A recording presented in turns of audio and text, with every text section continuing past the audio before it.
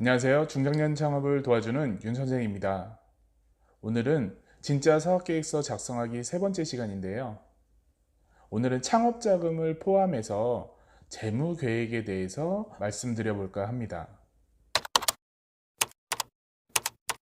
현재 있는 돈보다 더 많은 돈을 벌기 위해 시작하는 창업, 그리고 부족한 자금을 어떻게 조달할 것이냐, 어떻게 빌릴 것이냐에 대한 고민, 임차 보증금은 얼마 정도 들 것이며 어느 정도가 적정한 가격인지, 매달 나가는 고정비는 어느 정도 될 것인지, 이번 달부터 원금 상환이 진행되어야 한다면 얼마 정도씩 은행에 납부를 해야 될지, 모든 사람들이 마찬가지이긴 하지만요.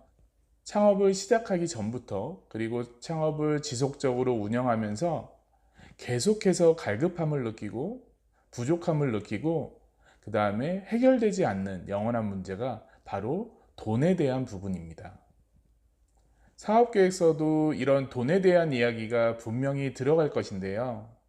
우리가 이 돈에 대해서 고민하고 돈에 대해서 계획 세우는 부분 자체를 일반적으로 사업계획서 안에서 재무계획이라고 이야기를 합니다.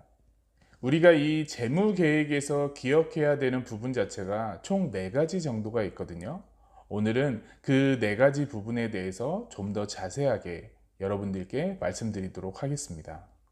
첫 번째는 자금 조달에 대한 부분입니다. 자금 조달이라는 부분 자체는 아시다시피 내가 돈을 얼마나 빌릴 것이냐, 어디서 빌릴 것이냐, 이 부분 자체가 가장 중요한 부분이라고 볼 수 있는데요.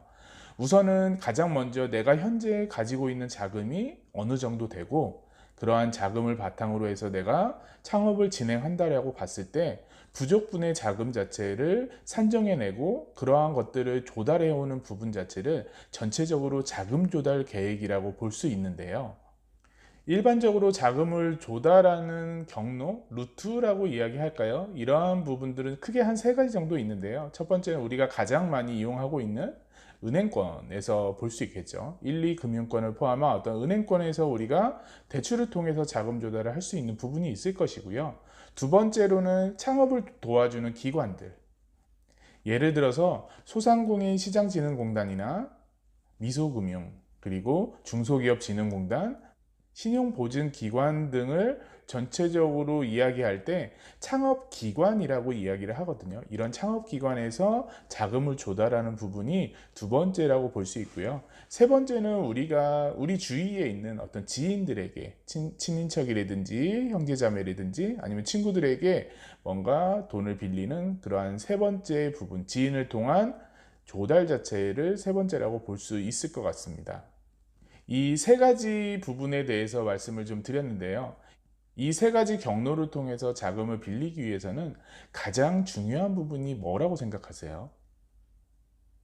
일반적으로 우리가 많이들 이야기하지만 우리가 간과하고 있는 부분이 하나 있는데요. 이 3가지 경로에서 공통적으로 자금을 조달하고 빌리기 위해서는 나의 신용 등급을 먼저 아는 부분이 가장 중요합니다.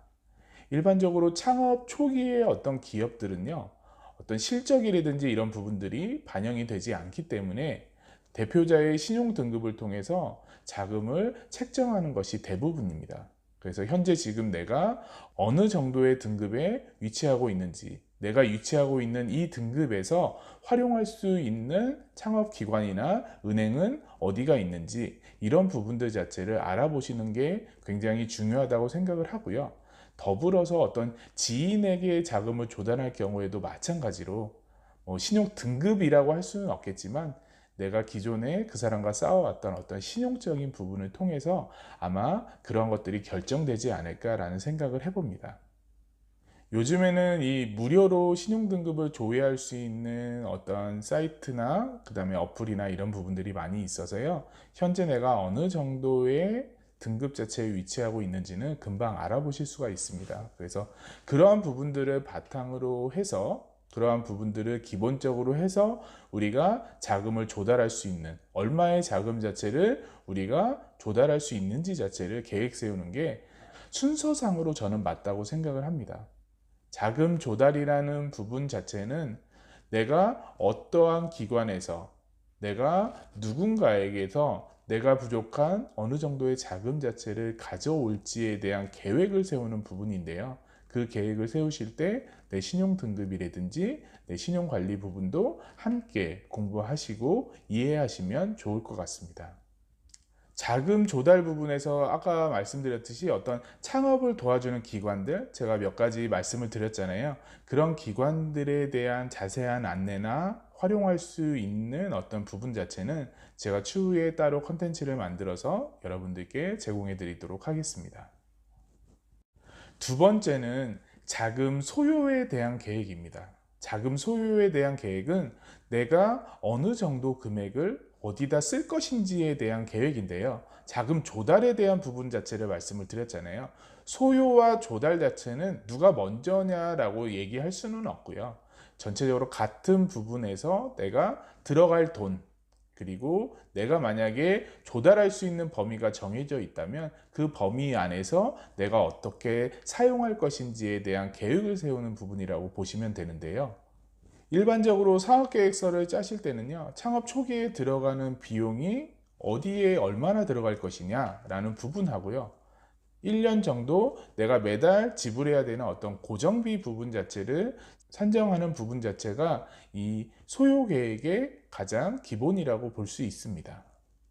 항목적으로 좀 살펴보면요, 임차 보증금이나 어떤 인테리어 비용, 그 다음에 내가 어떤 설비나 기기를 구입하는 비용들은 창업 초기에 우리가 들어가는 비용이죠. 그래서 우리가 어떤 점포가 됐던 사업장 자체를 우리가 처음에 만들 때 들어가는 비용이기 때문에 일반적으로 저희가 창업 초기 비용이라고 이야기를 하고요.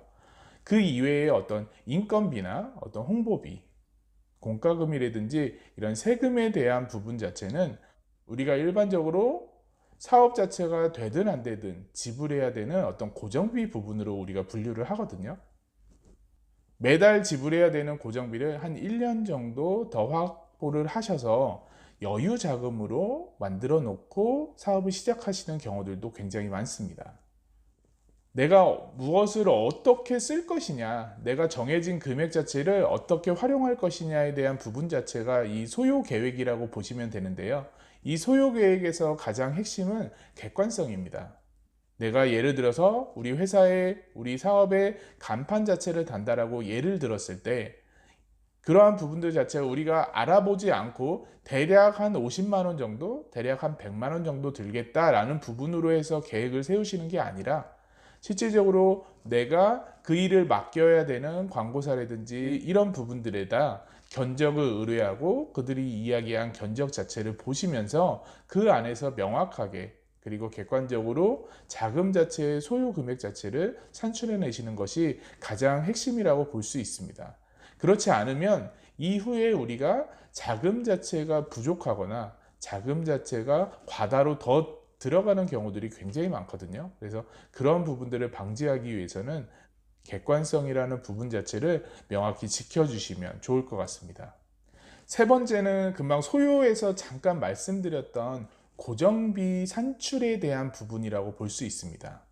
제가 왜 이 고정비 산출 부분을 집어넣냐면요, 우리가 일반적으로 매달 사업이 되든 안 되든 나가야 되는, 고정적으로 나가야 되는 부분 자체를 고정비라고 이야기한다라고 아까 말씀을 드렸는데요. 이 고정비용을 책정하고 고정비용을 지키시는 부분들은 왜 중요하냐면, 일반적으로 우리가 고정비용 자체가 어느 정도 확보되느냐에 따라서 사업적인 방향이라든지 마케팅의 방향 자체를 설정할 수가 있거든요. 만약에 우리가 이 고정비, 여유 자금으로 빼놓을 수 있는 이 고정비의 개월수 자체가 굉장히 짧다라고 하면 굉장히 공격적인 마케팅과 공격적인 사업 방향을 통해서 현금 유동성이 빨리 발생할 수 있도록 사업 방향을 잡으시는 게 맞거든요. 하지만 그게 아니라 우리가 어느 정도 한 1년 정도 우리가 고정비를 감당할 수 있는 그 부분 자체를 계획하셨다라고 하면 그 기간 안에 확실하게 제품을 만들고 제품을 판매하는 시스템이라든지 홍보라든지 이런 것들을 전체적으로 준비할 수 있는 이런 기간들을 많이 가질 수 있다는 장점이 또 있을 수 있을 거라고 저는 생각을 합니다.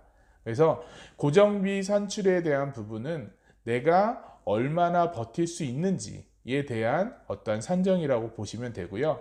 고정비 부분을 산출하실 때 가장 중요한 부분은 창업 초기에는 자금이 그나마 좀 여유가 있거든요. 여유가 있어서 고정비 자체를 굉장히 좀 많이 올려서 잡으시는 경우들이 굉장히 많습니다.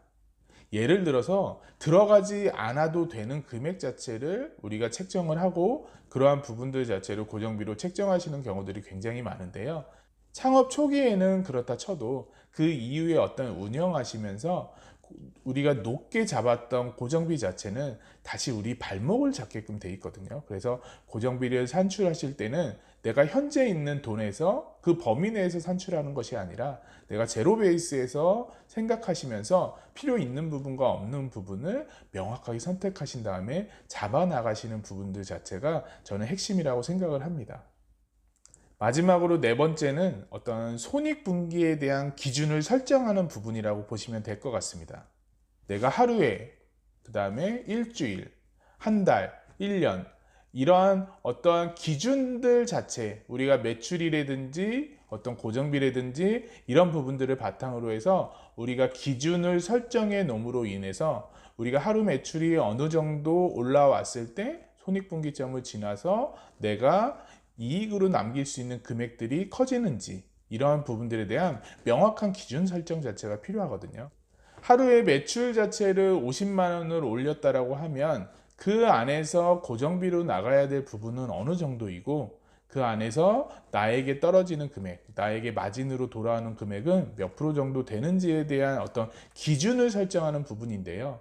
이 기준 자체를 설정하는 이유는 무작정 내가 그냥 열심히 하는 부분으로 사업을 진행하는 것이 아니라 어떠한 기준을 명확히 세움으로 인해서 우리가 그것을 달성하기 위해 그리고 초과 달성하기 위해서 더 노력해야 되는 부분들 때문에 말씀을 드리는 거거든요. 예를 들어서 우리가 영화와 관련된 부분 자체를 살펴보면 100만, 200만, 300만 자체가 들어와야 손익분기를 넘어설 수 있다라는 이런 이야기들이 많이 있잖아요. 그런 것들과 마찬가지로 우리 사업도 하루에 그리고 일주일에 그리고 한 달, 1년에 어느 정도의 매출이 올라와야 어느 정도의 제품 자체의 판매가 이루어져야 우리가 목표한 금액 자체를 가져갈 수 있는지 이 부분 자체의 기준 자체라고 생각을 하시면 되고요. 작게는 하루나 한 달의 어떤 매출적인 부분을 통한 기준선으로 해서 손익분기를 잡을 수 있고요. 좀 더 크게는 내가 자금 조달을 통해서 뭔가 확보했던 자금들을 다 상환하는, 다 갚아버리는 그러한 시점 자체 또한 이 손익분기라는 부분으로 잡을 수 있을 것입니다. 오늘은 진짜 사업계획서를 작성하는 부분에서 이 재무계획 부분에 대해서 제가 한 4가지 정도에 대해서 말씀을 좀 드렸는데요. 다시 한번 우리가 중요하게 생각해야 되는 부분은 우리가 어떤 계획 자체를 세우실 때 사업계획서에서 계획 자체를 세우실 때 좀 더 명확하고 확실하고 객관적인 어떤 기준 설정이라든지 이런 부분들을 통해서 우리가 사업을 진행할 때 우리가 세웠던 계획 안에서 뭔가 이루어질 수 있게끔 하는 게 가장 큰 목적이라고 볼 수 있고요. 사업을 진행하시는 데 있어서 어떤 지속적으로 할 수 있는 힘과 그리고 생존할 수 있는 어떤 힘 자체를 이 재무 계획을 통해서 얻으실 수 있지 않을까라는 생각을 해봅니다. 오늘 영상이 도움이 되셨다고 하면 구독과 좋아요 부탁드리고요. 다음에 더 좋은 컨텐츠로 찾아뵙도록 하겠습니다. 감사합니다.